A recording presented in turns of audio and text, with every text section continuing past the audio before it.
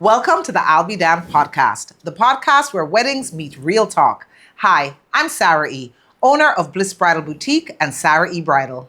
And I'm Terri Myrie, destination wedding specialist, wedding business coach and educator from Terri Events and Master Weddings with Terri.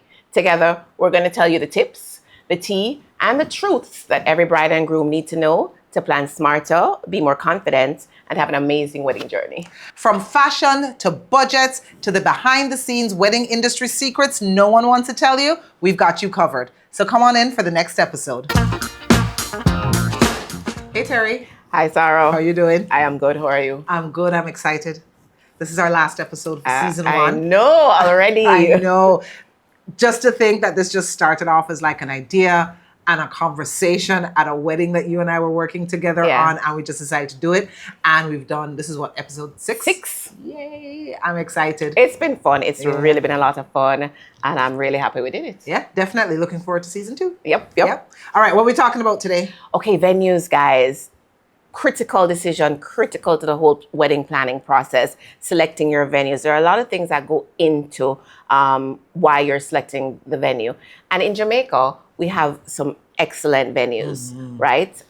But let's get into the type of venues, what you need, what are your decision criteria pretty much. And what some of the pros and cons are. Exactly. Yeah, because now that I've gotten more into bridal styling through Sara E. Bridal and going to some of these weddings, Right. I see some of the things that I wished a bride or groom would have considered before booking, because there's some logistical things that they don't necessarily think of.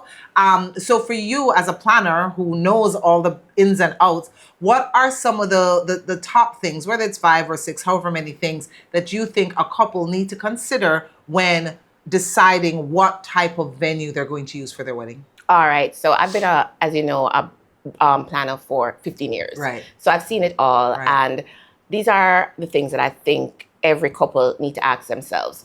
One, in terms of control, and this is in no particular order, right? Yeah. How much control or freedom do you want? Because there's some venues that are going to lock you in with restrictions. So if you want to be free to choose the vendors that you want to choose, if you want to be, free to have some of the decor and that you want, then freedom and control is the starting point. Okay, cool. Right? Right. Also in terms of your budget. Now, the real cost of the wedding. What is the real cost? When you identify venues, you have to look at the hidden costs. You have to look at what the end figure is. Right. And that's going to determine the budget. The budget, right? Right? Who's going to be in control on the day of the wedding? Okay. And I say this because at the end of the day, you have venues that have venue coordinators. Okay. Wedding coordinators, but they are primarily responsible for the venue. Right. Right. So if you are having other aspects of the wedding, who's in control of that? Do you want an independent planner? Right. So you really have to look at that aspect of it as well. Okay. And that's mainly with like the hotels and such, especially the all-inclusive hotels. They will have a lot of restrictions. They, like you say, come with their own planner or coordinator, but that planner or coordinator is not really concerned if there's an issue with the makeup artist, or if there's an issue, with some other external vendor. They're really more concerned and logistically dealing with stuff as it relates to the venue itself. Exactly. Okay. And then the other thing you have to consider is the flow and the logistics of everything. Because some venues do not lend itself to an easy flow from ceremony to cocktail hour To reception. And the logistics may just be a nightmare. So how much logistics do you really want to have to deal with for your wedding? Right. So that is a main factor for deciding on your wedding. As we go back to control or freedom, let's call it freedom. Freedom, right? yes. One of the things I know, a lot of the hotels, the all-inclusive hotels, they will provide you a whole package that will also include hairstylist, makeup artist, that sort of thing. So you don't have to worry about that. But there are a lot of brides that have a specific makeup artist that they want to use, or a specific hairstylist that they want to use, right? How do most of these hotels handle that? Is there an additional fee to bring somebody externally? How does that usually handled? Yes, so all-inclusive hotels, they're great. There are, with any venue, pros and cons. One of the cons I find are that you are definitely going to have to pay what's called a vendor fee if you want external vendors. Okay. So, of course, all-inclusives have their preferred list of vendors Okay. and experienced vendors, of course. But it comes at a higher cost if you have your hairstylist, if you have your makeup artist, if you have your external planner, right? And so vendor fees can range from $800 to maybe $1,500 per vendor. Stop it, Terri. Per vendor. Per vendor? And it's really something that I know they don't do it in the States, and I know they do it in some Caribbean islands, but not in all. Yeah. And, to each their own, but it's definitely restrictive. And some couples don't want to deal with that because they want the freedom to choose who they want for their wedding. So apart from the vendor fees, or what you might consider with the vendor fees, you may decide that it makes sense to pay all the additional fees to have your makeup artist and everybody there because it's just easier. It's more convenient. And as we know, we will pay for convenience. Yes. And it's good to have everybody there. So that's one of the benefits of an all-inclusive. What are some of the other things with an all-inclusive we might need to consider? Well, not to be a Debbie Downer, but I think you definitely need to know that it's not going to be 100% private, unless, for instance, you're in a ballroom. Yeah. A lot of the venue options on property are semi-private, okay? And they're going to also lock you into a time frame.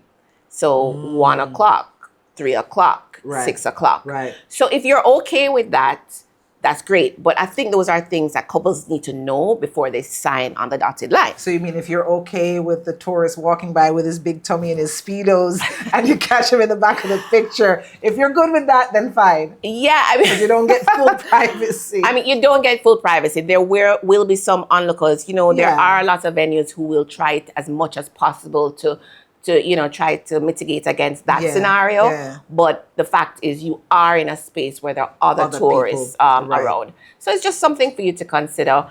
I will say as well in terms of decor upgrades. So most all-inclusive packages will give you decor, linens, chairs, that sort of thing, centerpieces. Yeah. But in my experience, most brides are going to need they are going to do an upgrade. An upgrade. Yeah, okay. Most of them have done an upgrade with the centerpieces, with the chairs, with the DJ and the photographers. They definitely are add-ons that they're going to spend on. Right. So that the amount of money that your travel agent or your venue contact quotes you initially, you're going to have to add on to that. Okay. That is not going to be your end price. Because the basic packages is just that. And most couples are not going to want the basic packages. So it's just to be mindful of that. Okay. Yeah. Fair enough. And again, as you said, there are pros to it because you have the beach, you have the restaurants, you can have your guests around you at all times. You don't have to worry about logistics. So again, what is your preference? What is something that you really want for your experience? Right. Yeah. Okay. So that's the all-inclusive. Yes. What are some of the other venue options? Because I really like a villa wedding. Right. Why do you like a villa wedding, Sara? I like a villa wedding. First of all, I love villas. I love like a villa vacation, a villa weekend with friends and family. Me too. Top tier. I think it's age and stage, guys. I think it's age and stage. We're not in a party No. Just a weekend away with family and friends and we're good. And that's what you get with a villa wedding, right? So let's say you take a 7-room villa, for example. Good. And so everybody is there. So it's like a weekend thing. What I find with all-inclusives, with a group of people, everybody's kind of on their own schedule. So everybody's not together. When you're at a villa, breakfast is at the same time. Everybody's having lunch together. And there's just that, feeling of just having everybody around. Intimacy. Right? And then logistically, everything is there. Right? And then it just, but it feels more homey than, let's say, a hotel or all-inclusive. You mentioned strangers and onlookers and gawkers. With a villa wedding, it's like your own Definite little privacy. private piece of paradise. Yeah. So Yeah. what are some of the things you got to consider with a villa wedding? With a villa, you're gonna have a little bit more logistics to work around. Right. Right. So your guests can't all stay at that villa. So they're gonna have to stay off property. So shuttling back and forth may, depending on your guest count, Right. that may have to come into play. Right. Right. What I do love is when you have a cluster of villas. So we know about properties in St. Mary and Right. St. Anne, that you have a cluster of villas nearby. Correct. And that, that's awesome if your guests can stay in those villas as well. But logistics is a big thing in terms of a villa wedding. You have to bring in everything, because remember, it's not primarily a wedding event space. It's a villa, first and foremost. So you're going to have to bring in your tent if you want a tent. You have to bring in your portable coolers or your porta potties for bathrooms. Right, or generators. Generators is a must. Okay. And so, also a lot of villas will also charge you an event fee. So apart from what you're paying each night to stay at the villa, Yes. there is an event fee. All right? Oh. Yes. So it's not that you can just rent the villa and then have your party. If you're having a wedding, there's an extra fee for most villas. Really? Oh, okay. I didn't know that. Is that just for weddings? I don't think so. No. It depends on the villa, because some villas will work with you if it's just an event, a birthday party. Yeah. But definitely for weddings, there are additional fees for the more popular villas. Okay. Yeah. Okay. One of the things with villas, or maybe with any venue, that I think couples need to consider, but more with villas, is like picture taking areas. Like what? Because when you're at a hotel, you have the beach, you have the garden, you have places that are properly manicured, you know what you're getting. With a villa, you really need to know what you're working with, and I think you should consider that when considering that villa, especially if certain type of pictures are important to you. Definitely. And, I talk about the flow of the wedding. Yeah. Because sometimes, especially for destination weddings, couples are unable to actually do a site visit. Now, a site visit, guys, it's imperative, because what you see online, the websites, the pictures on Instagram, they're beautiful. But once you don't see the true nature of a space until you're in the space. Agreed. So 100% do a site visit if you can. And when you see the space, you'll be able to see how it flows from ceremony to cocktail hour to reception. You'll see where you're going to take the pictures or not. Right. Because there have been instances where I have my brides coming down from overseas. We do a site visit and they're like, oh, I'm disappointed. I didn't know. Yeah, I'm it looked a particular way. It looked a certain way online, and no, this is a no for me. Yeah. So that has happened quite a few times. So it's important to do a site visit, and it's important to identify what the criteria for your venue is. There are some couples who will say, I want an indoor wedding, Right. a reception. Right. And they don't want to deal with a tent. They don't want to deal with rain. Some say they want a garden, and they don't want a tent. Right, and that's when planners like myself tear out our hair, right? But you have to know what are the attributes that you are seeking in a venue. Right. What's important to you. You have to look at the amenities, what they're offering to you. Right. Because those are going to be add-ons. Yeah, definitely. And so definitely you're going to have a lot of those with the villa. Yeah. You're going to have some add-ons. Yeah. One of the things with the site visit that I learned, again, when I was working with a bride at a venue in Hellshire, or Hellshire, no, Hellshire, is if you can, do the site visit around the time that your wedding is scheduled to take place. So if you're going to have a 4:00 wedding, try and do the site visit there, because in Hellshire specifically, at a certain time when the breeze kick up and the sand gets going, or the tide comes in and all the seaweed or whatever comes in, you really have to know and figure out what, how the time goes. It is like when I have a bride here, and like if she's pregnant, like a mommy to be bride, and with ladies, the boobs get bigger and smaller depending on the time of day sometimes. Right. And I say, come and do your fitting around the time that you plan on get married, so we know what size your boobs are going to be. Yeah, things you need to consider. So it's tips and tricks. Hello. So it's the same thing with the venue. Yes. Try and do the site visit around that time. Agreed. Agreed. Okay. So the villa, wonderful options. We have, several options in Montego Bay, Ocho Rios, in Portland. I mean, you name it, take your pick. Jamaica is full of venues, villas. destination wedding venues, Yeah. venues. Definitely. Yes. What about the city girls? In Kingston. Yeah, what about the venues in Kingston? So we don't have all-inclusive venues in Kingston. So we Right. have hotels, and they will obviously provide you with a package for your wedding, which would include a basic decor package, and they will include, for instance, catering. So you cannot go to any of these hotels and take external catering. That's just a no. So if you do want a caterer, because that's sometimes a non-negotiable for some couples, Right. they want a specific caterer. So that knocks out your hotels, The hotels your and all-inclusives, right? And so, you will find that a Kingston wedding is going to be less expensive than Right. all-inclusive wedding on the North Coast. That's just facts. Yeah. You know what I mean? But the amenities are there. You will have the catering, you will have the Decor, the bathroom facilities. Right. You're going to upgrade your decor as well. But again, the price point is not going to It's be not gonna as, dramatic. Yeah. But we have some wonderful options for hotels in Kingston.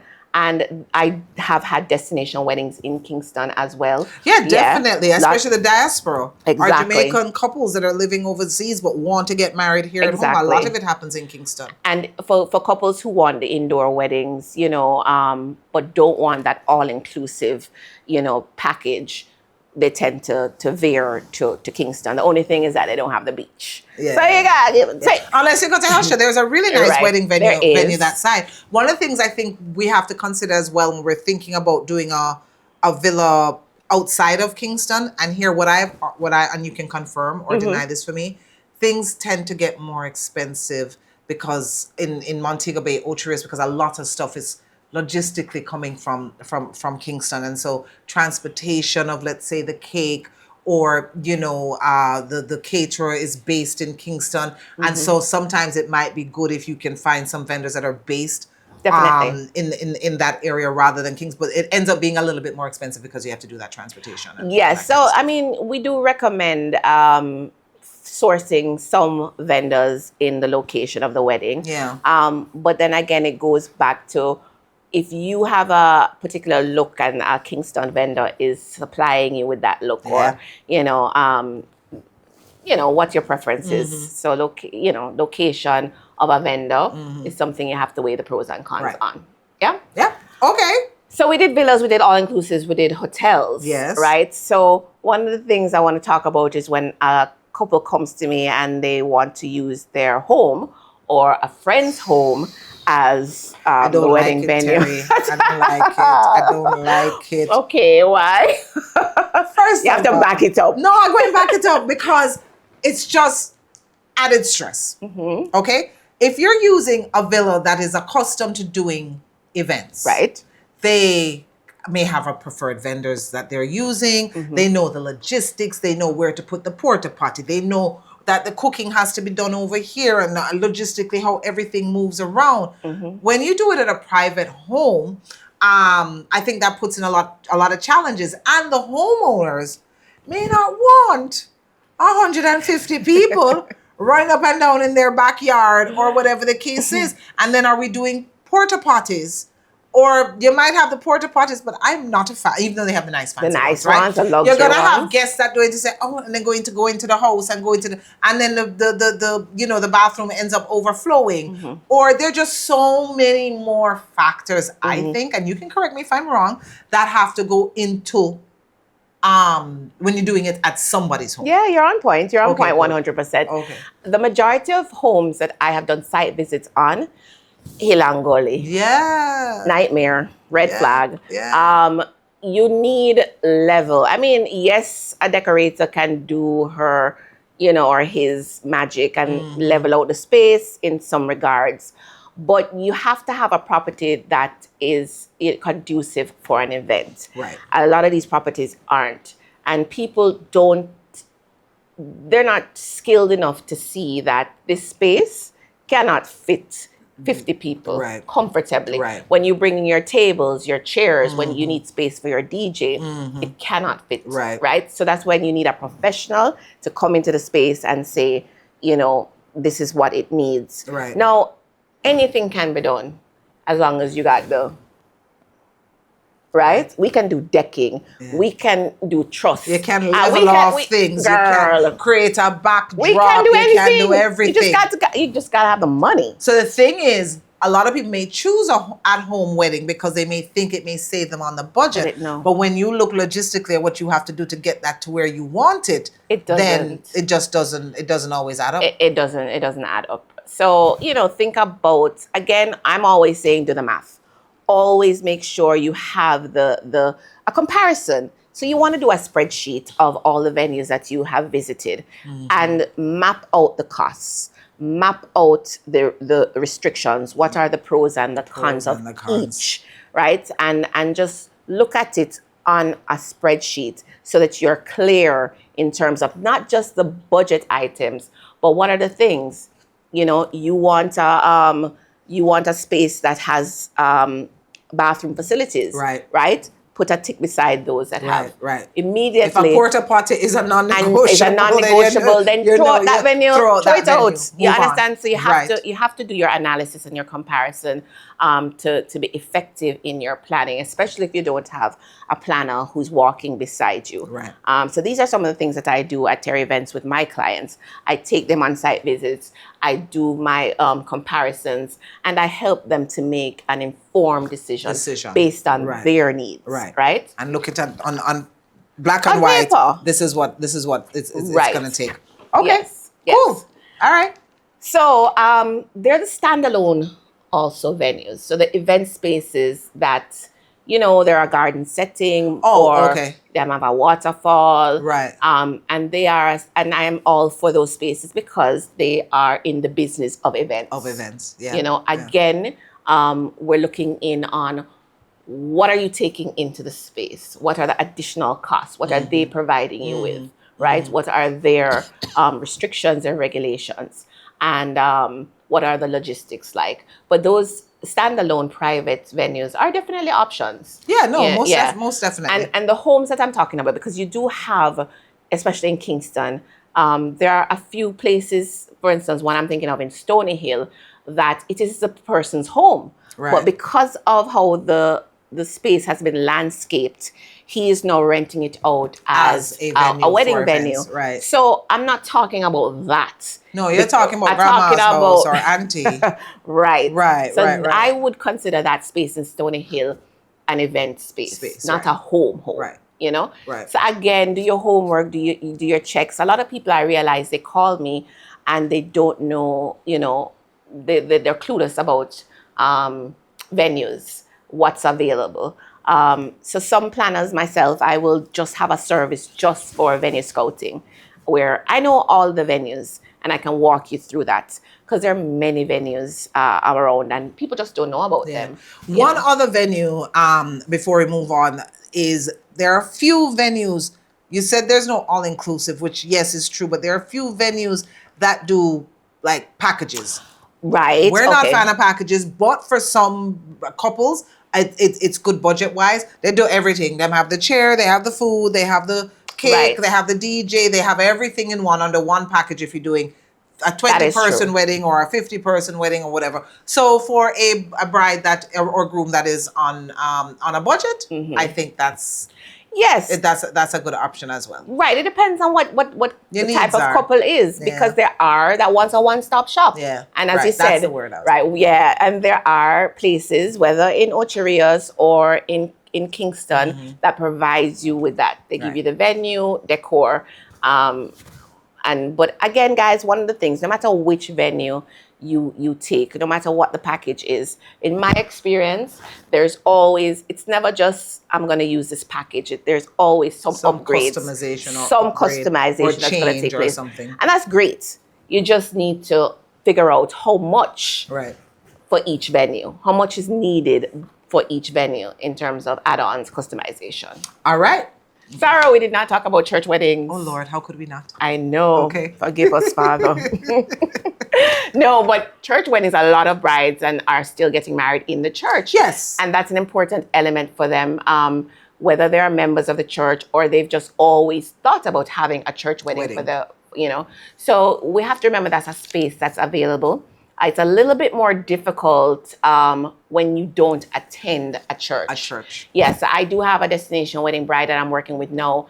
So really want to do a church wedding. Yeah. But really wants to do it in either Catholic or an Anglican. But of course, they have lots certain of rules. So that won't take place. Right. So we're trying to find something that's aesthetically pleasing for her. Right. So church weddings are, awesome. But it does bring into the arena logistics again, because you have two venues that you're working with, and most often than not, we're doing the decor at the church and we're repurposing and reusing in the reception space. Oh, so you have to move the decor from the church to the reception space? Yes, most times that's what we're doing. Oh, okay. Yeah, I mean, it makes sense, to do that. There are some churches that, in their rules, you leave it. Florals, yes. So be mindful of that. There, you leave the florals. Right. Okay.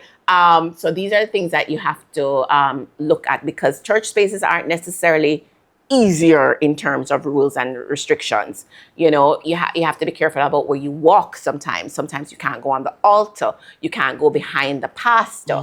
Are you going to use the pastor at the church, or are you going to find your own marriage officiant? Right. Those are technicalities that you have to be aware of and make a decision on. Correct. So the pews as well. Can you decorate the pews? What are the do's and the don'ts for decorating the church? So again, making sure you read the fine print and understand how it impacts the wedding and your selection. Yeah, fair. And if you're going to do a church wedding or a standalone venue wedding, one of the things you have to consider is your getting ready space. 100%. Right? Where are you going to be getting ready? Not just you, but your groom and his groomsmen and your entire bridal party. So I want to touch on that briefly because, again, I see so much of it, right? When you're looking at your venue, different hotels have different rules. There are some hotels that will say, okay, yes, this is a wedding, and here is the room that we provide to you to get ready, and you cannot get ready in any other room. And I think they do that because of just over the years, wear and tear, makeup, things get burned, that kind of stuff with the flat iron or the curling iron. And so that's how they have chosen to do their thing. Right. But if you have a large bridal party, everybody cannot be in that one room. Yeah. So that's something that you have to consider. That's why I am a fan of Airbnbs. Yes. For the get ready space, as opposed to a hotel room. Because if you're going to do a hotel, you're going to have to book multiple rooms. Right. If that hotel allows you to do that for that space, right? If you're having a bridal party, I would say of more than you and 3 girls or 4 girls. Because you remember, you have to consider makeup artist, hairstylist, if she has assistants that's with her, all those different type of things you have to consider. Photographer. They're coming in the space. Videographer. Everybody's coming in the space. So I like an Airbnb for a couple of reasons. Yes. One, it is a space everybody's together, and I'm all about the togetherness, right? But 2, the bride can have her separate suite. Yes. So she can have the master bedroom where her glam squad is, maybe her maid of honor, and people can come and go if she chooses. Right. But then there are separate rooms that the bridesmaids can get dressed in. Right? I like an Airbnb because I do too. Yeah, because also as a stylist, if you've hired Sara E. Bridal to come and steam out and prep dresses, I need a space. If we're all in one room, I don't have the space to do that, right? And so I love an Airbnb for that. And so those are the things that you need to consider. Also, lighting, right? So makeup artists may bring her ring light and all that kind of stuff, but when you're looking at just being able to see yourself properly and all that kind of stuff, some of these rooms are not very well lit. Yes. I don't know why. And I'm going to ask all the hoteliers over here. Because it's a hotel. No, but dim lighting, romance. No, if you want romance, you turn off the light and light a candle. right? If it is, we're trying to get dressed. I don't want to have to travel with my ring light. Every time I go on a vacation and I go to all-inclusive and I'm getting dressed for dinner, I'm like, shucks, I should have brought my ring light. Oh, yeah. Right? The I don't know lighting why. is poor in a lot of in them. most Not gonna hotels, lie. it's poor. I don't know why. So anyway, something to consider as well in the getting ready space. Also, if you can, sorry, I don't mean to drag on. If you do a site visit for the space, check out the AC. Please to check out the AC and see how it is running, right?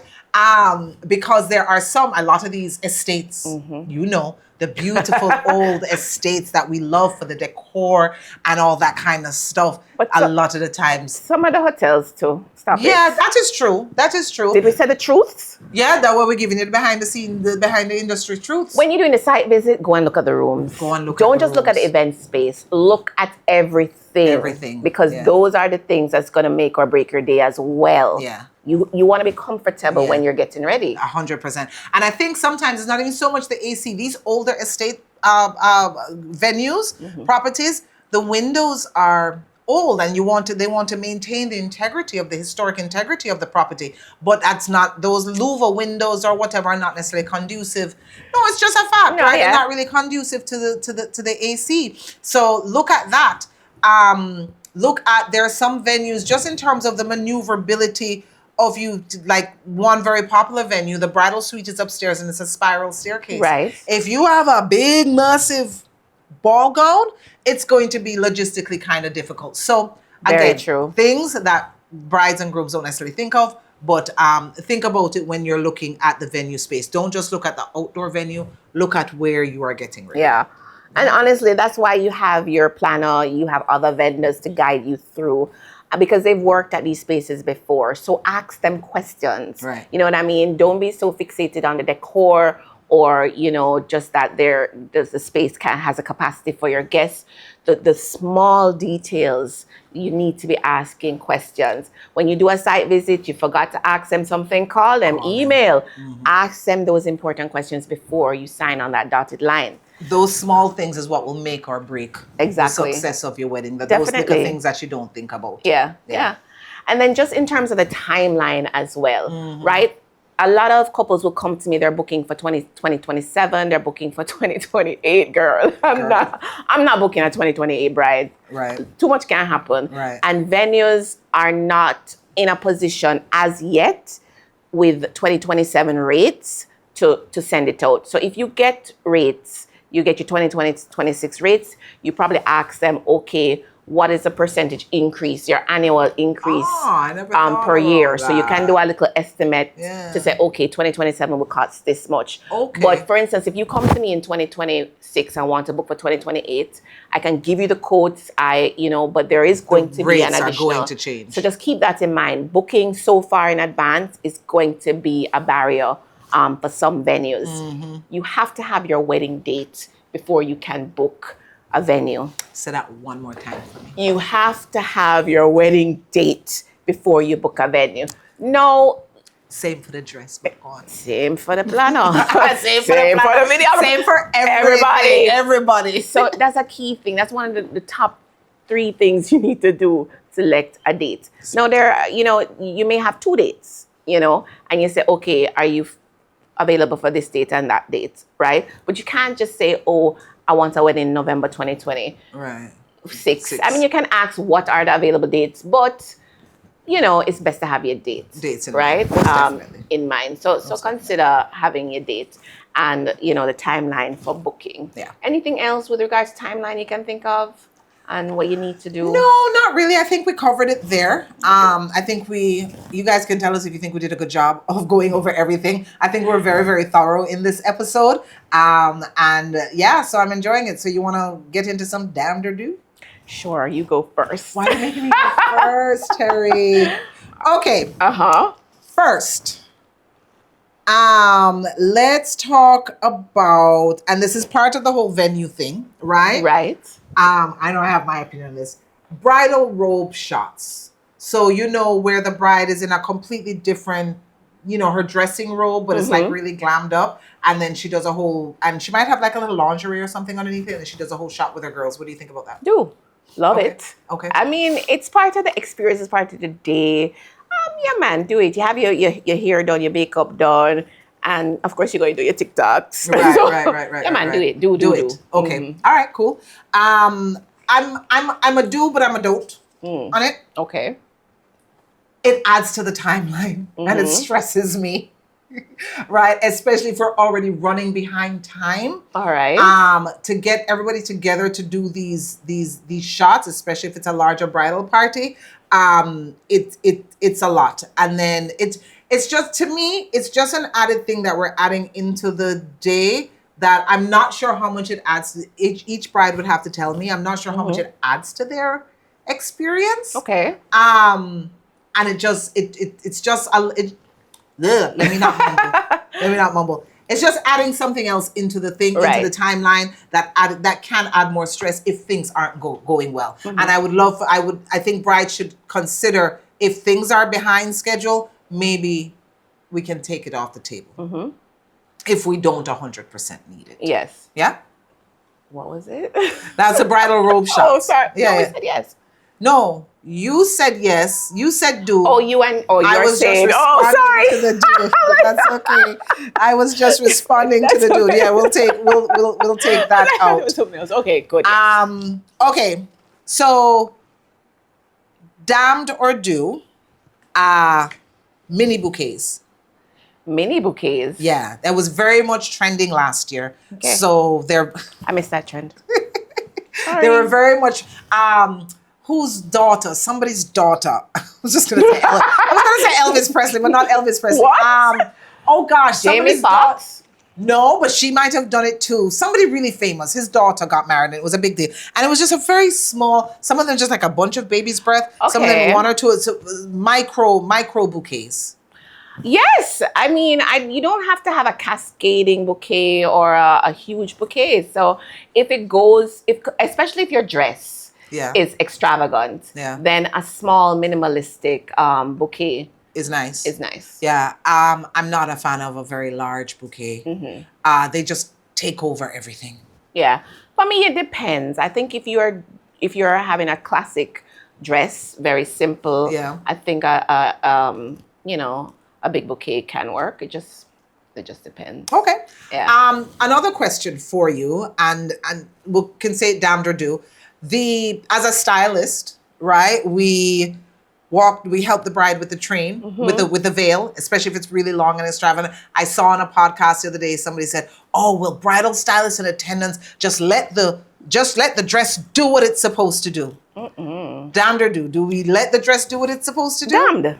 Okay. No, and no, but some planners need to know that they need to fluff the dress and get the hell out of the way. Right. That's what it is. At the end of the day, sometimes you have a long way to go from the getting ready area to the procession start point, and the dresses are heavy. You don't want the dress dragging on the ground. So a planner or assistant needs to help the bride. And for the pictures, the worst thing, I don't know about you, but when I see the pictures, I am looking at every single detail and I'm like, oh my gosh, dress look 100%. like this, the veil this. And 100%. so it's a very rushed time frame, but it needs to be done. So, fluff the dress, get out of the way. Done and done. Done and done. All right, my turn. Yeah. What do you have? Okay, so beach weddings. Damned or do? Do. Okay. Sorry, I need to have an attitude. Beach weddings are nice. My caveat is, Yes. if you have set your wedding date like we've asked you for, and you've chosen a beach wedding for your venue, please let the dress reflect the venue. Don't decide that you're going to be walking on the sand and you are going to wear a big poofy cumbersome ball gown. Oh my gosh. Right? Yes. But other than that, beach weddings, I think they're beautiful, especially if they're walking on the sand and all that kind of stuff, and the barefoot, whatever, as long as the attire is in keeping with the beach. Yeah, and the attire for everybody, I think. The shoes. Like, I hate to see a three-piece suit and, dress shoes, heels in sand. It makes no sense. Makes no sense. So again, we love the beach weddings, but you have to be realistic in terms of the agreed. dress code. 100%. And some brides will say they want a beach wedding, but they don't want to touch the sand. right? So how we happen at Well, the wedding? girl, the decking. So we can put in decking for the aisle, that sort of thing. We can give you what you want, you know. We can As work long as with you you. have the budget, like we said Yes, we already. can work with you. Because a decking, sometimes, depending on where, it's going to have to be a very long decking to get to. Sometimes, because you're going to have for to touch sand at some and point in time. also, something just came to my mind. Sometimes you may have a venue where there's a beach, but there's a garden area, but the beach is hard to get to. So there may be additional fees to actually do the wedding in the beach location. So there are vendors who may charge more just because of the setup and the logistics of it. So that's something to keep in mind. Okay. All right. So hiring the planner after you book the venue, damned or do? Damned. Tell me why. After you have booked, after you have set on the date, the first thing I think you should book is the planner. Okay. Reason being, the planner is a professional. She has relationships with lots of vendors, lots of venues. He or she may be able to help you to negotiate certain things. He or she is going to be able to tell you the pitfalls, the pros and cons of the different venues and what you need to consider, right? You don't have to go at it alone, ladies, right? You don't have to reinvent the wheel. You don't have to figure it out, right? You just have to hire a planner. So you have the information, so you're not searching for it. Yeah, well, you don't have to ask me if that's damned or do. You know what that is already. You know what that is already. Yeah. All right, damned or do. Yeah. Outdoor weddings without a tent.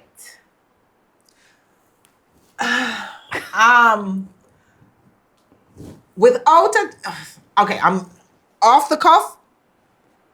Do. Okay. And they're gonna kill me for it. No. But again, with caveats, because rain and all that kind of stuff has to do.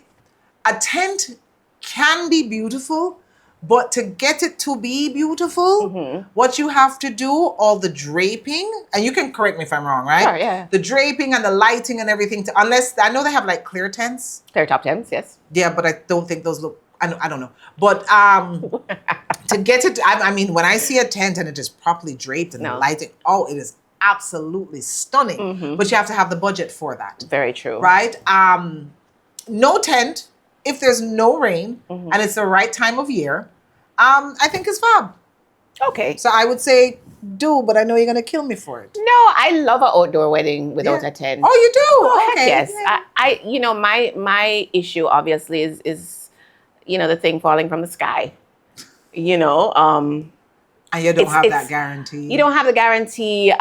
It's less stress if you get a tent, but I love an outdoor wedding with, you know, the lights. You have your cafe lights and you have them hanging from the trees. Oh, pretty. I love it. Yeah. But we need a bride where, you know, is a prayer warrior. So, she having it in hurricane season, but she's good, right? Yeah. You know, or her weather app just, you know, has a special feature and we just know what we're doing. Right. So, all right, well, we're saying goodbye to season 1. This is the end of season 1. Yeah, we're looking forward to season 2. Yes, we want to thank you guys. The support has been so great. Thank you to everybody who has subscribed, who has given us feedback, who has liked, commented, shared. Oh my gosh, the support has been overwhelming. And Sara and I are just grateful. Yeah. And we thank you so much. Yeah, and we're having tons of fun. Lots of fun. Yeah. And we want feedback because, you know, season 2 is coming soon and we want to hear from you in terms of what are the topics that you know, want to hear. Yeah, most definitely. So, you know, let us know. Don't forget to like, comment, share, and subscribe. And we'll see you in season 2.